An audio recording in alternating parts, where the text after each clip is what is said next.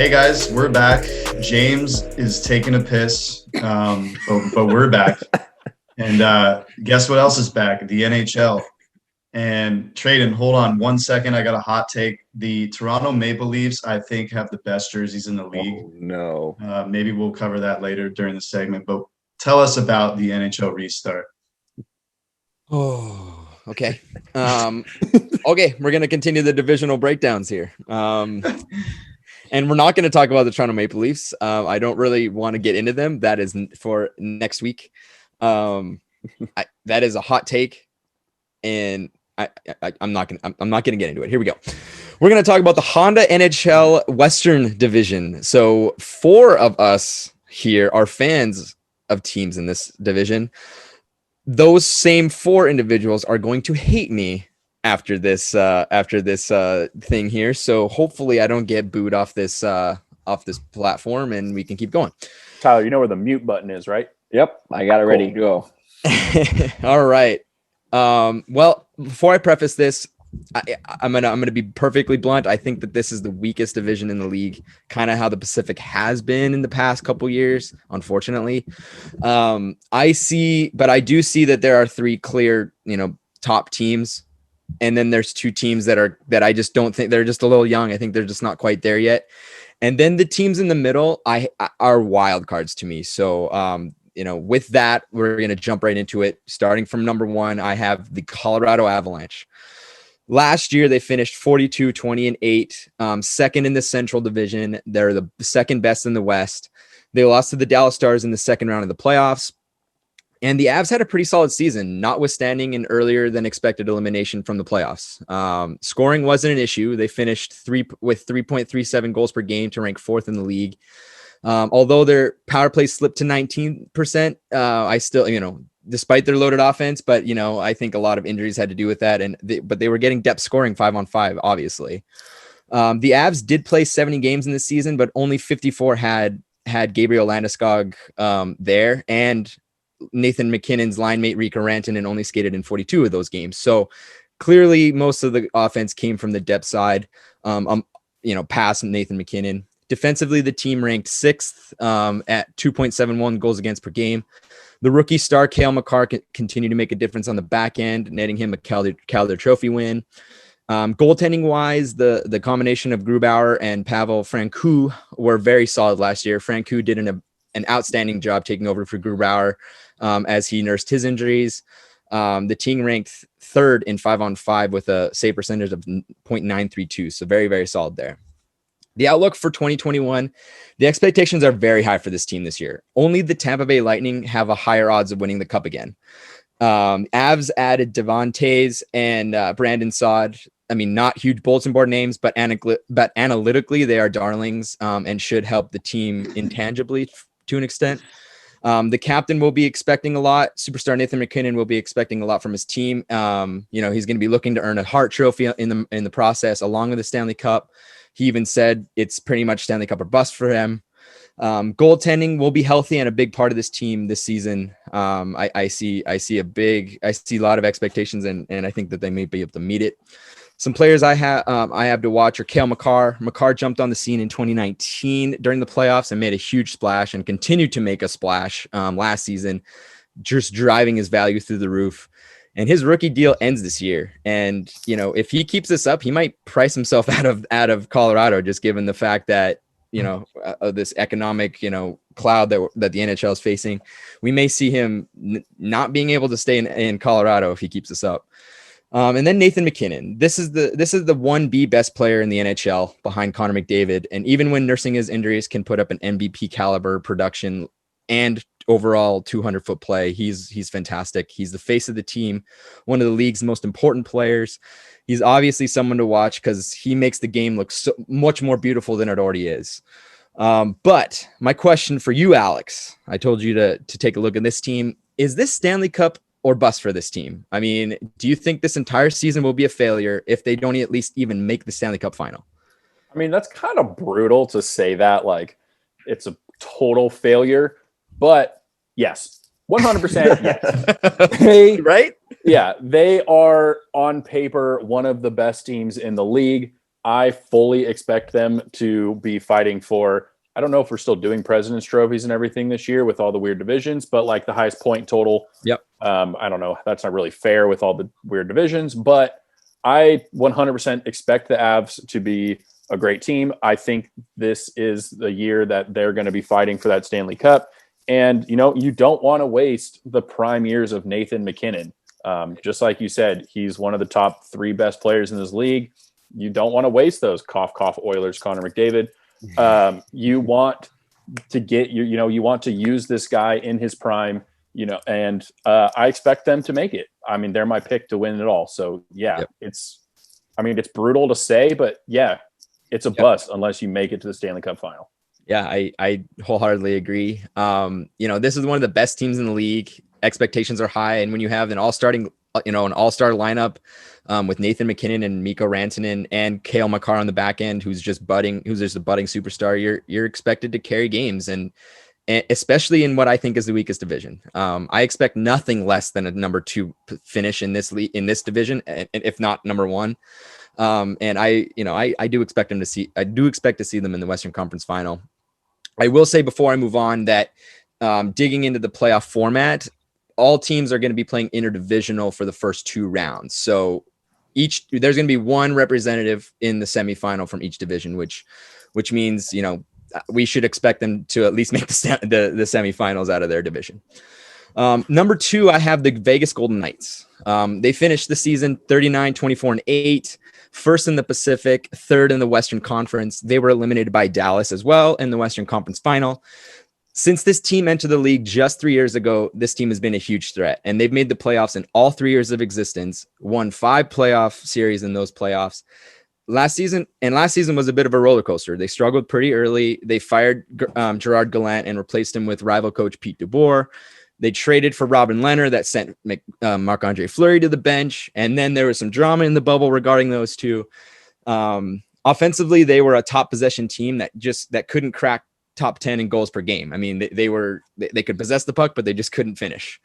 Although, they were built defensively. I mean, that's kind of their whole mantra. They ended up 13th in goals against per game, but they ranked 2nd in terms of shots against and top 10 in other advanced stats defensively. So, goaltending probably wasn't as strong as it could have been, but I mean, defensively, they're darlings. Their PK was a problem. Like, they were like 27th place. So, goaltending was a bit, like I said, it was a bit weak in the regular season, but the addition of Leonard was a huge addition for them, where he posted a 1.99 goals against average and a 0.917 save percentage in 16 starts with 4 shutouts in the bubble. That is spectacular. So if he can continue that, watch out. My outlook for this team landed the top defenseman, if not the hottest name in free agency, in Alex Pietrangelo, and he will be suiting up for someone other than the Blues for the first time in his life. And I think he should fit well in this defensively sound squad. He's coming from a defensively sound squad.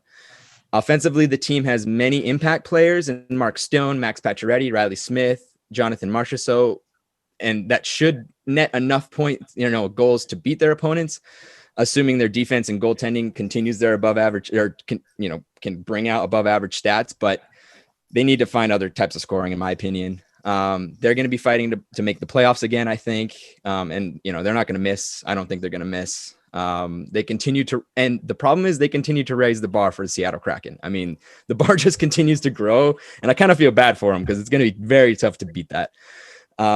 They will be playing in a harder division. I think they're bringing in 2 very big powerhouse teams in the Blues and Avalanche. So it'll be pretty interesting. Players to watch. I have Alex Pietrangelo. This guy hasn't played with any other team than the St. Louis Blues, who drafted him 4th overall in 2008. He's continued to grow in importance for that team, was named captain, and became the best all-around D-man in the league, in my opinion, netting a cup in the process. So we'll see how he fits in this team and if he will be a catalyst for even better defense and might even spur some offense, hopefully. And then I want to look at Robin Leonard and Marc-Andre Fleury, both. Fleury is one of the NHL's, fan favorites players in the league. Through his elite talent, his work ethic, and his attitude on and off the ice, he's just infectious.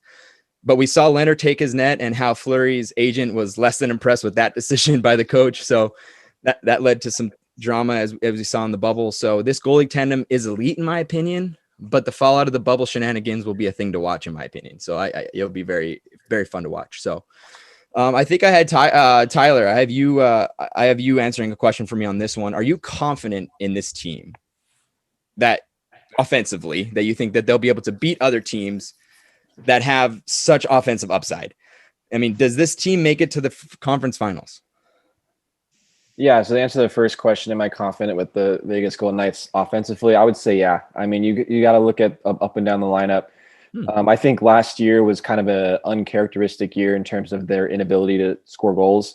As you mentioned, they possess the puck better than a lot of teams in this league, and that just creates more chances. I think that they're going to bounce back and have a much better year scoring goals this year. I mean, that first line with Mark Stone is a stud.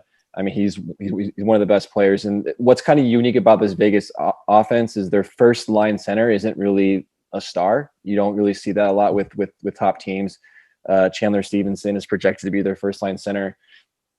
You don't really see that too often. But I think Stone, along with Pac Sharetti, makes that first line very, very good. But their second line is really where they, kind of take that next step in being one of the elite teams with Carlson, Marchessault, and Riley Smith, which could easily be a top line on most other teams.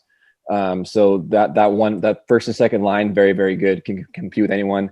And then looking down in kind of the third and fourth lines, I'm going to see improvements from Alex Tuck and Cody Glass. I mean, these are guys that are, role players in this team. I think you saw Tuck kind of take a step forward last season.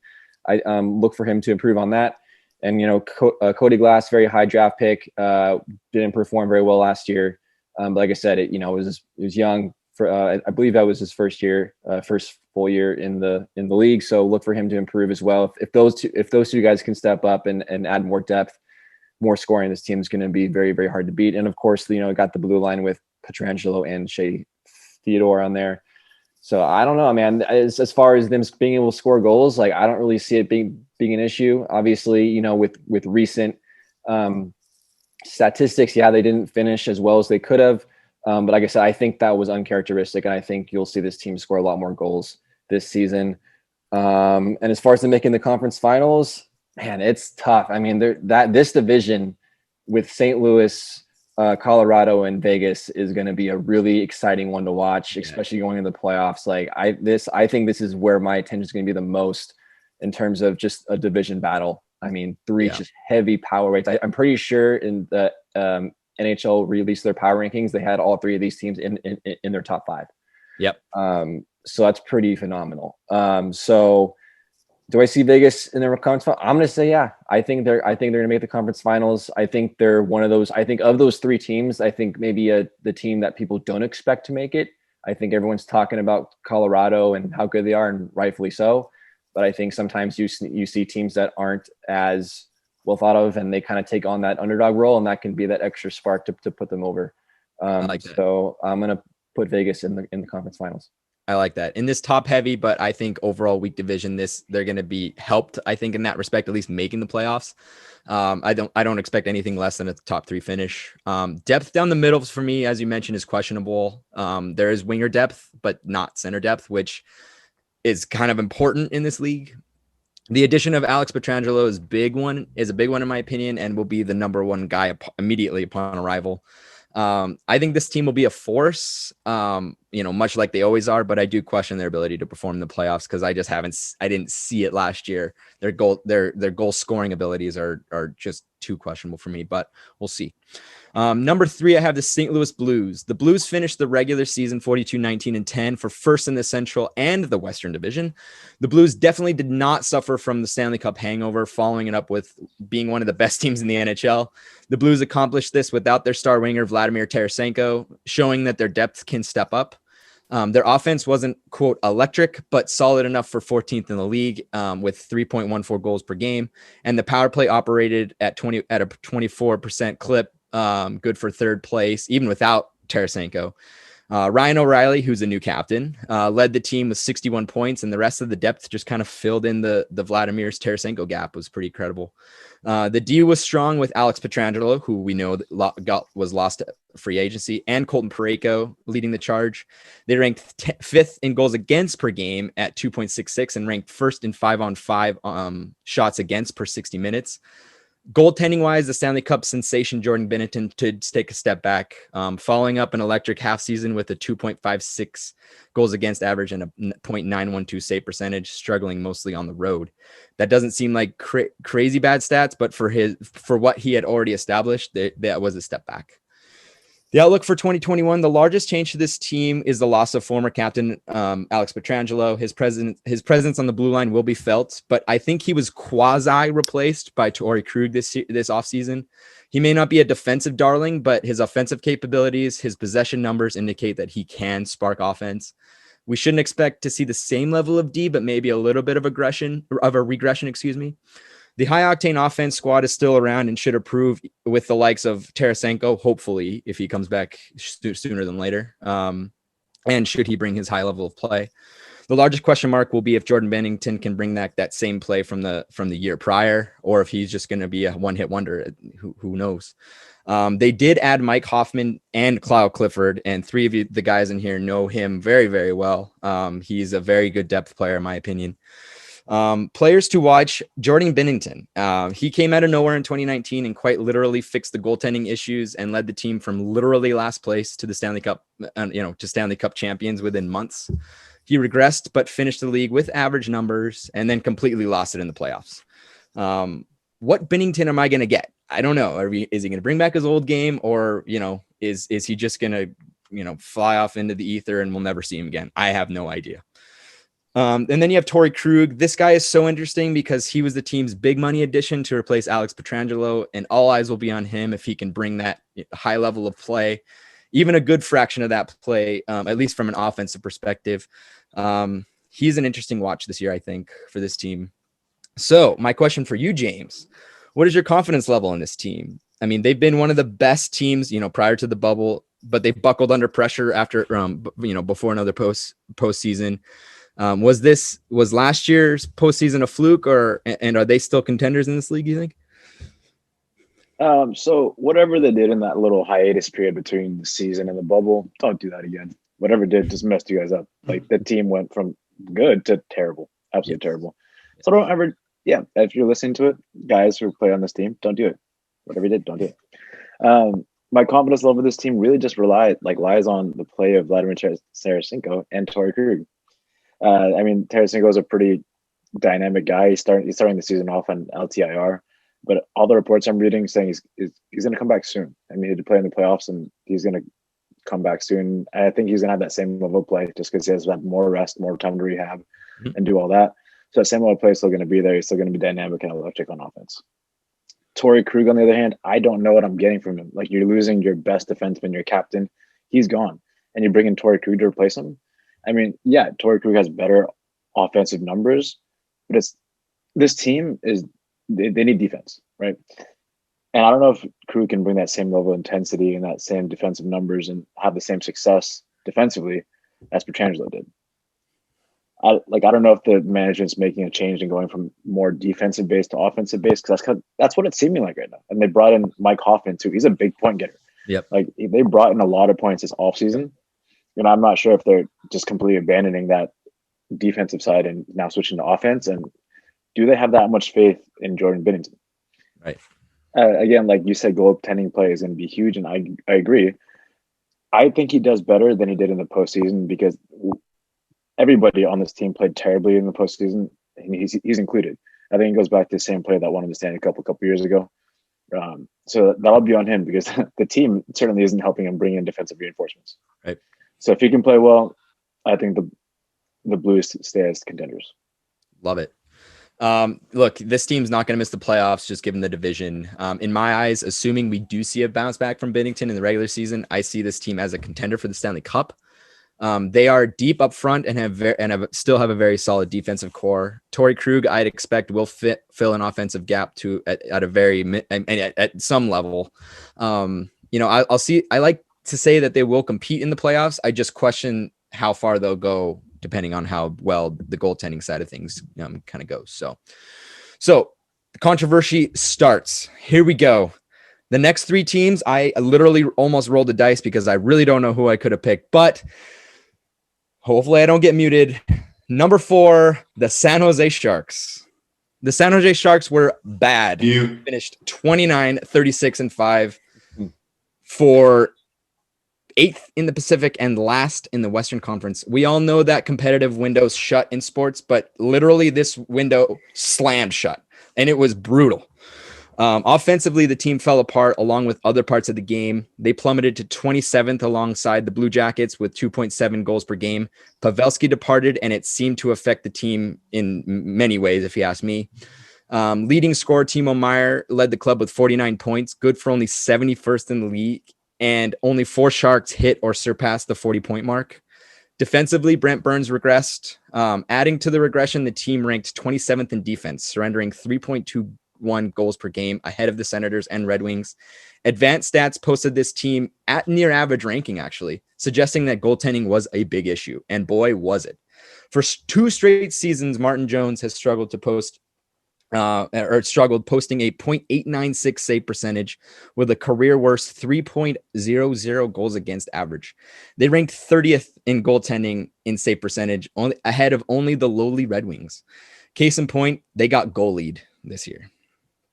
My outlook, however, the pandemic pause may have given this team the time to refresh, as this team is fairly old and full of veterans. Those vets will be relied on to bring back their elite play between Brent Burns, Erik Karlsson, and Logan Couture.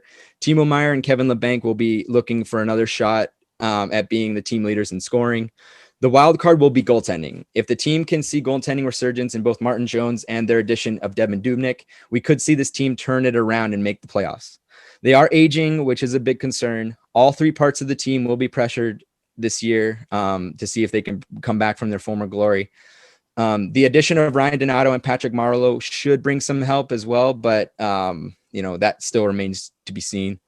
So the players to watch, I have Devin Dubnyk and Martin Jones again. These guys are coming off truly awful seasons.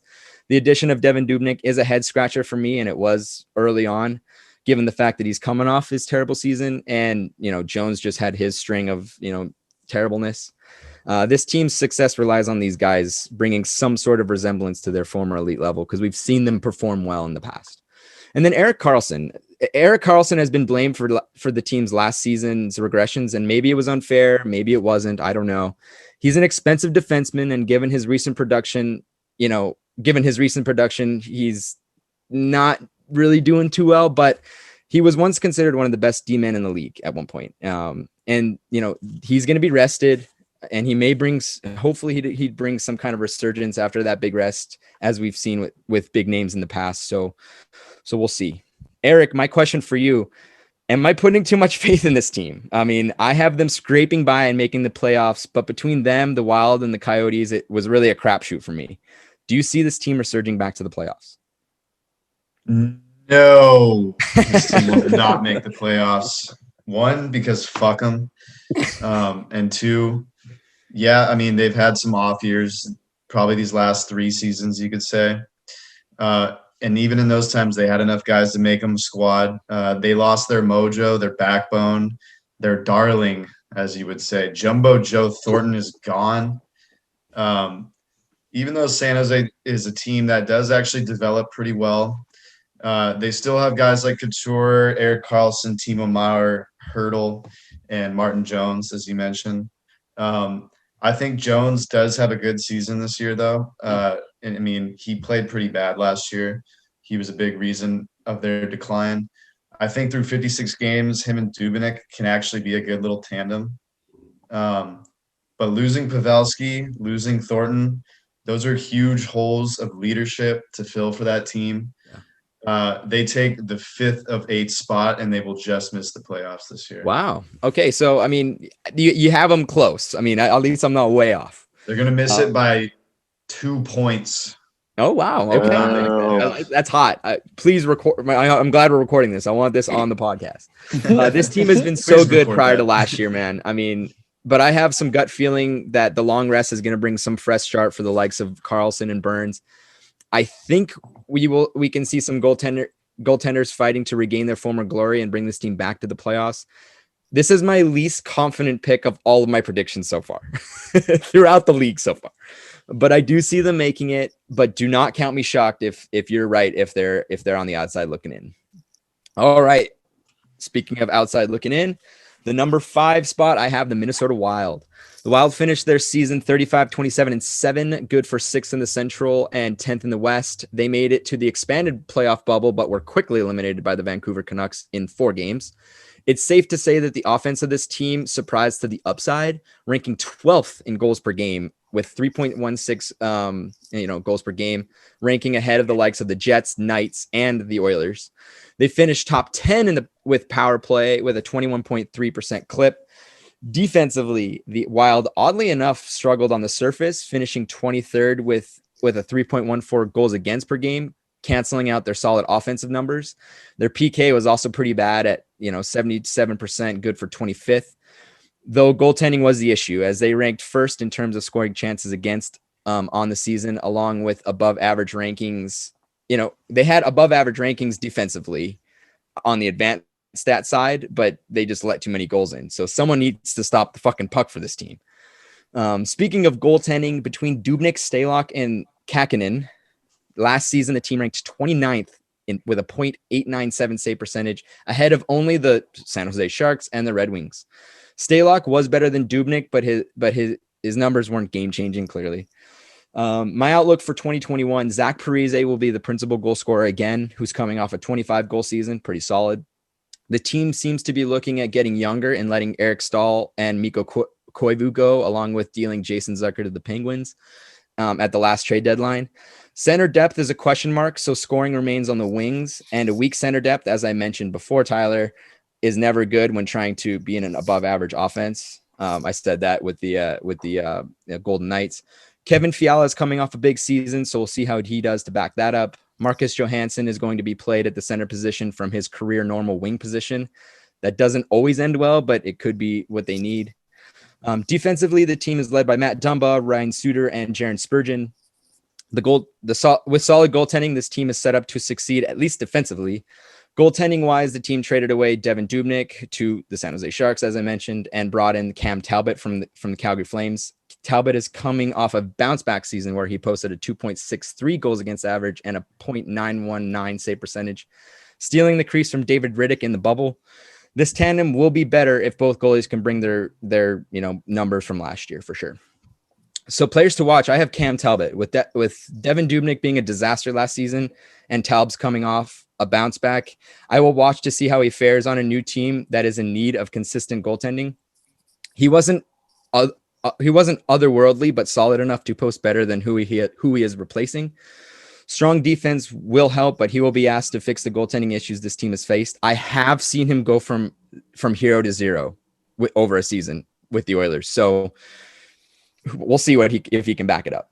And then I have Kirill Kaprizov. The NHL history has had its fair share of hot prospects that took a long time to leave their Russian homes. There is hype behind this guy, and some in history have lived up to the long-awaited hype. Looking at you, Vlad Tarasenko and Evgeny Kuznetsov. Can this wild card boost the offensive abilities of this team and make them a playoff team? I don't know. It is an interesting prospect altogether, though. I have Alex. What is your feeling on the goaltending tandem and offensive abilities of this team? Will they have enough to make the playoffs, or am I wrong? Yeah. So, I mean, obviously the goaltending is just going to have to be better. And Cam Talbot is not, a game changer goaltending, Andre Vasilevsky, Carey Price type goaltender, right, but he's very serviceable. He's no, right. He's no AHL, binge NHL player. He's a very serviceable goaltender. And he had a good year for the Flames last year. I expect him to be better to, maybe not keep up that level, but he should be good enough to be at least serviceable, way better than Devin Dubnyk was last year, who just forgot how to stop pucks, I think. Yes. And then Stalock, too. Stalock has been very good in the past. I think the tandem will help both of them, less pressure on both of them to be like that guy. Yeah. On the defensive side, that big three that you mentioned, Dumba, Spurgeon, and Suter, those are legit defensive players in the NHL, and those three should carry this defensive team, which will then help the goaltending succeed. The offense, though, you're totally right. They're going to need depth scoring. I have no faith Zach Parise will stay healthy because he never seems to stay healthy anymore. They're gonna need depth scoring. I don't know if they'll have it. I agree with you. If you're weak down the middle, you're gonna struggle on the offensive side of the puck. If the Minnesota Wild can score enough, I think their defensive status will surprise some teams coming in early in the season.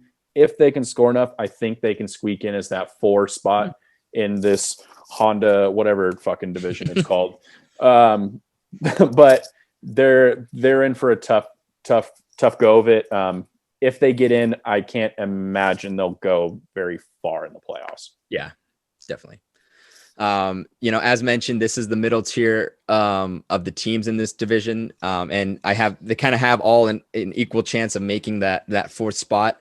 I have faith in the defense like you, Alex. But as a fan who saw Cam Talbot go from 0 to 0 over the course of an offseason, I question if he can back up a good season with another. Granted, he will have solid defense to help him, as you said, Alex. I have them finishing 5th only because the forward depth is weak. It's middle, and I don't know what kind of goaltending I'm going to get.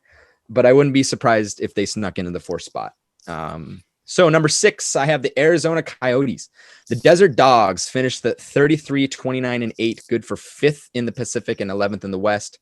We saw them upset the Nashville Predators in the qualifying round before losing in epic fashion to the Colorado Avalanche in a series they had no business even winning a game, in my opinion. Offense came at a premium last year where they finished 21st with a 2.8 goals per game. That was improved due to the then addition of Taylor Hall. Nick Schmaltz led the team with 45 points in the regular season, good for 91st in the league. That tells you they cannot score. Defensively, the team is one of the best, at least on the surface. They tied for 3rd best in goals against per game at 2.61. Through advanced stats, though, they ranked 22nd in scoring chances against and high danger chances against, leading to too much reliance on goaltending. And speaking of goaltending, they were largely bailed out as Darcy Kemper posted a 2.22 goals against average, ranking 2nd, and a .928 save percentage, good for 3rd. Thank God you have good goaltending because a lot of teams would love to have your goaltending, let me tell you. My outlook for 2021, without Taylor Hall, who's going to score? The offensive player ranked 90, the best offensive player ranked 91st, and it only got uglier from there.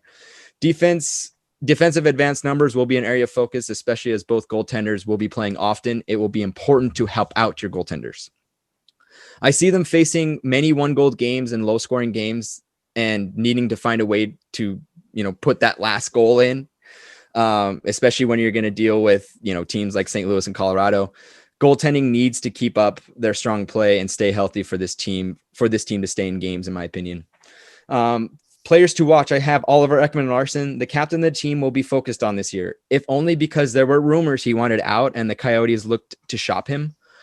His value will be dependent on his ability to bring back his prior year numbers and defensive capabilities.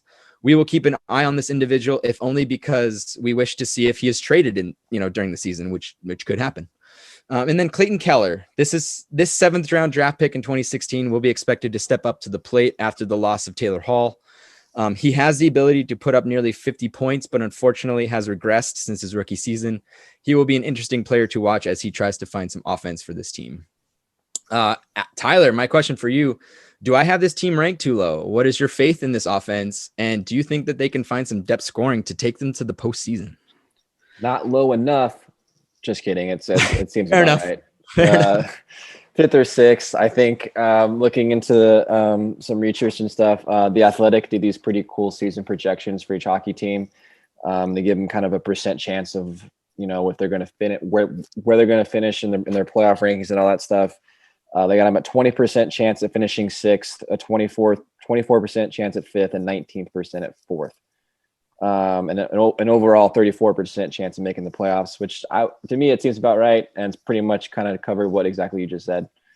So you should work for the Athletic Tradon, call them up, which is a pretty shitty place to be for a team. Cause it's like no man's land. Cause you're not good enough to be a serious contender. Yeah. And you're not bad enough to get a good lottery pick at the end of the season. So it's just really shitty for them. Yeah. And as far as the offense, yeah, I mean, my faith in them is next to none. They got the 28th ranked forward group in the league and 25th ranked defenseman.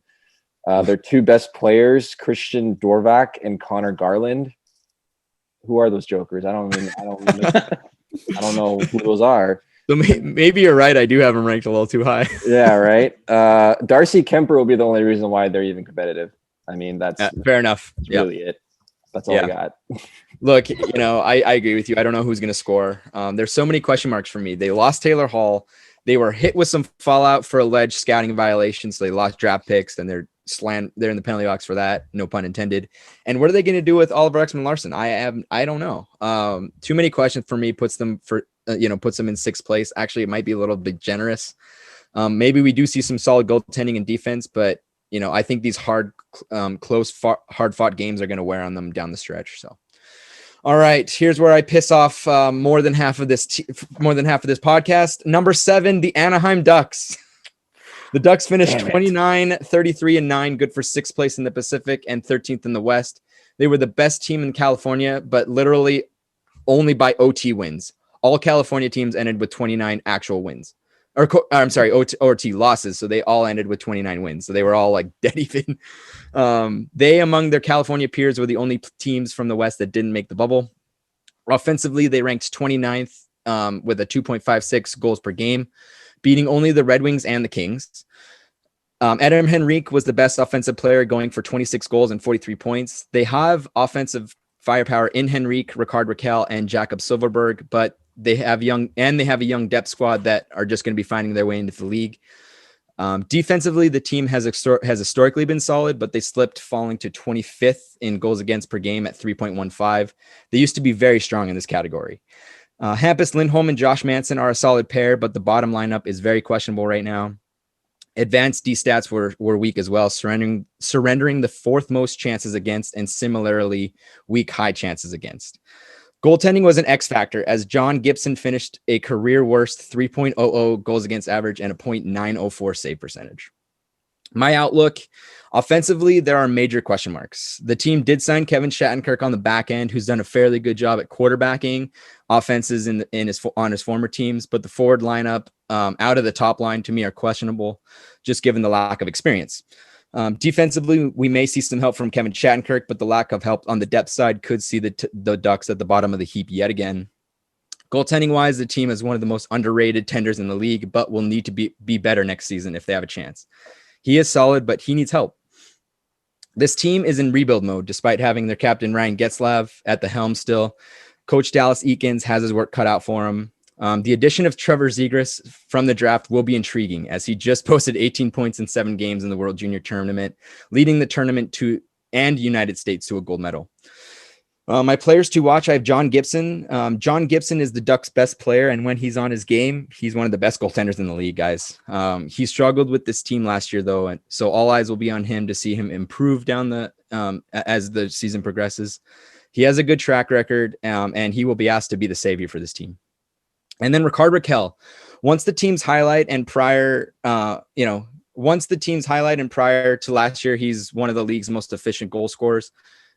He has seen a regression, of notable proportions. He has strong possession numbers and is capable of scoring. So can he bring back his former, production levels? This team is in rebuild mode, and he is a very valuable trade chip as well, given his cheap contract. So we may see him move this year, but we'll see. So my question for you, James, our resident Duck fan, I think we can agree this team is going to struggle to make the playoffs. What are your most exciting things about this team, though, this season? And do you see the younger guys on this team make some strides? And do you think they're going to be back in the playoffs within the next couple seasons here? Dude, you just asked me like 7 questions in one question. I'm going to start with the first thing you asked me, which I think was, all right, what are you most excited for? Yeah. Yeah, okay. I'm excited to watch Ducks hockey. I'll be real with you guys. I haven't really watched hockey in general at all until now. Tomorrow I'll start watching hockey, So I'm excited to watch the Ducks play because I am apparently a Ducks fan because I live in Anaheim and I've been to a lot of Ducks games.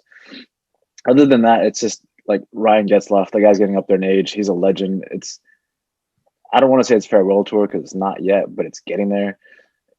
I'm gonna be there watching as much as I can, appreciating what he has to offer because the guy's a legend, first and foremost. Also, you mentioned him, Trevor Zegras. He's starting off in the AHL with the Gulls to begin the season. I hope he gets called up soon because that guy's electric. He scored 18 points. I want to see him score for us, like when it actually matters, not at the AHL level. I'm gonna buy a jersey pretty soon. Buy it for like what, $20 because it's super cheap right now, and then maybe I can sell it later for maybe 300. Who knows? He'll be a legend. Yeah. That's what I'm hoping for. I think the younger guys do make a lot of strides this season, mainly because they have to. Some of the biggest names that they have is Sam Steele. Yep. And 2 years ago, he had 11 points. Last year, he scored 22 points. Also, Max Jones is another big name, one of the young ones. He scored 5 points 2 years ago, and last year he scored a gnarly number of 12 points, guys. So there's improvement there, and there may not be much, but there's improvement either way. Yep. And I hope that just more time in the league. There's a pretty steep learning curve. Yeah. But more time in the league will help him out there. And well, do I think that this team will be back in playoffs within a few seasons? I want to say yes. That really just depends on how Dallas Eakins develops this team. There's a lot of young guys, and they've done terribly the last couple of seasons, so they have a lot of high draft capital that they're developing. And so if that development goes well, their farm systems look amazing right now on paper. Mm-hmm. But it's yet to be seen at the NHL level. If that turns out the way it does, they're going to be one of the best teams in the league in a couple seasons just because of all that draft capital. Yeah. But like I said, it comes down to Dallas Eakins and development. Yeah. This team, much like their immediate rival, are coming off being forces to be reckoned with. I mean, California in general used to be murderer's row for teams that came, but then they got old, they got cap strapped. And they've been the Ducks have been focused on rebuilding and shedding salary when available. They have a pipeline that is up and coming, but it's still years away from making noticeable differences. So I expect this just to be another part of the rebuild. Very similar to number 8. Sorry, boys, but no disrespect because actually I like this team a lot. The Kings, I have the LA Kings. The LA Kings finished the season 29-35-6, good for 7th in the Pacific and 14th in the West. They did end their lackluster season with a solid 7-game winning streak, but that was unfortunately easily overshadowed by the craziness of the COVID year. Offensively, this team struggles to finish. Anze Kopitar remains an all-world player and an elite center, but is mostly a defensive darling, as I always say, less so of an offensive powerhouse. They ranked 30th with 2.53 goals per game last season, just ahead of the lowly Red Wings. Defensively, this core is no longer with this core is no longer only they only have Drew Doughty left in this core. And that's it. Like they don't have this. They lost Martinez. They lost who did they just lose? Muzzin. Yeah, exactly. So those are huge parts of the core that are just gone. They ranked 14th in goals against per game at 2.99. So not terrible, but lack of scoring doesn't give you a chance to compete. Goaltending was their X factor with their once best goaltender in the league, Jonathan Quick, becoming a legit liability. Over the last 2 seasons, among the goalies who had played at least 50 games, he ranks 46th with a 3.099 goals against average. The defense and goaltender positions were the highlight of this team back in the day. Last year was just a large regression. My outlook for the team, the aging group is working on a rebuild, which isn't necessarily a bad thing. Every really good team and even Stanley Cup teams go through this. Offensively, the team still has Kopitar and Jeff Carter. They added Elias Anderson from the Rangers, as well as adding depth prospects from the Toronto Maple Leafs. That's before mentioning draft picks Alex Turcotte, who just scored 8 goals in 7 games for the United States in the World Juniors, and Quentin Byfield, the stout centerman prospect. The team added Oli Mata on the defensive side, but with largely the same cast of players, the D-core will still be a question mark for me. The goaltending future is Cal Peterson, who, while only playing 19 games, did post an excellent 2.62 goals against average and a .923 save percentage, and he'll be splitting the net with Johnny. Players to watch, I have Quentin Byfield. Shockingly enough, experts peg Byfield as closer to NHL ready than his first overall counterpart, Alexis Lafreniere. Though the impact he will make remains unclear. Will he be polished enough to draw big minutes, or will he sent back to the minors for development? A huge question mark there, similar to Trevor Zegras in Anaheim. And then Drew Doughty. Drew Doughty is still considered one of the best defensemen in the league. NHL Network ranks him 15th in the league, ahead of Shea Weber and Ryan Ellis. His advanced stats, though, are deteriorating, and at such a high cap hit, how is he going to perform through another rebuild season. His performance and how people view his performance on these last years of contract will be looked at very closely. So my question for you, Alex, one of our resident Kings fans, am I discounting this team too much? Am I missing something that could bring them more success than I'm giving them? Yeah, duh. They're the Kings. They're awesome. I'm sorry, Eric. That's what I was going to say. I was very confused. Yeah. I thought Eric was for Eric. but I still stick with what I said. Yeah, I mean, I agree with Alex for sure. But Tradon, you just said they lost their core guys. What about Kopitar, Dustin Brown? I said defensive core. Jeff Carter. Defensive. Jonathan Quick. Defensive core. No, I think you just said core, but we'll look at the tapes. But yeah, I mean, they've been pretty bad these last 4 seasons. It's been rough. It's kind of the opposite of what you told James that one day when you said it can only get worse from here when we were golfing, because it can only get better from here. Yeah. This is another team, develops very well, sticks to their system. I like these up-and-coming young guys they got. Iafallo, you've kind of mentioned him before. He is kind of coming. I like him. I like him. Walker is a good little defenseman. I like. He was paired with Doughty last year. He showed out a little bit last year. This dude named Wagner, he's faster than shit, but needs to get better at finishing his breakaways. You didn't mention Akil Thomas, who scored the gold medal game-winning goal 2 years ago in the World Juniors for Team Canada. Martin Firk, this dude has the fastest clapper ever recorded. I think it was 108 miles per hour. Yeah. And then you talked about Cal Peterson. I do really like that guy. I think he's learning from one of the best, Jonathan Quick. I hope he has a good season. I think they're going to try to make him the number 1 guy this year. But their system hasn't really changed since they won their cups. They just added some fast guys to the lineup. Athanasiou, I think, is going to be one of those extremely fast players that's going to get him some goals this year and some meaningful I hope so. goals. Yeah, I mean, he's on a better team than the Oilers, so anything goes better when you're on a better team than the Oilers. But lastly, this dude named Grunstrom, they got him a couple years ago, I believe from the Maple Leafs, but he's kind of like a Dustin Brown style grinder of a player. Yep. And I think that's who he's been kind of under the wing of. I think the Kings squeeze into the 4th and final spot in this playoff division by the nick of a hair, by 2 points. Wow. They take the 4th spot. I love it. Sharks miss it by 2 points. I love it. Look, my view obviously is not that, but I love that. There's nothing wrong with this team going through rebuilds, especially they're coming off of 2 Stanley Cups in the last decade. That's amazing. I love this team, but their goaltender has largely regressed. Their offense is not high octane, and their defense is not what it used to be. They have a very good pool of prospects, much like the Anaheim Ducks, making their way up, and their future is going to be bright. I could see them beating the Ducks in the rankings. So this was kind of a coin flip, but hey, I know it was long, but that is the Honda NHL Western Division. But first, before we go, I want to go around the horn and give everyone's ranking on who's going to make the playoffs, starting with James.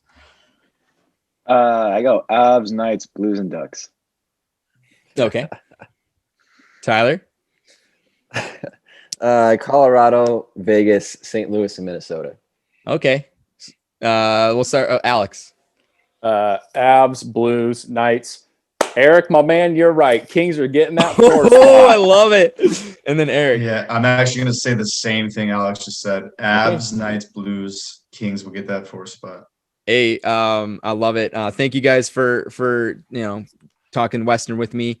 We have one more division next week, but the season starts tomorrow. Let's go, boys.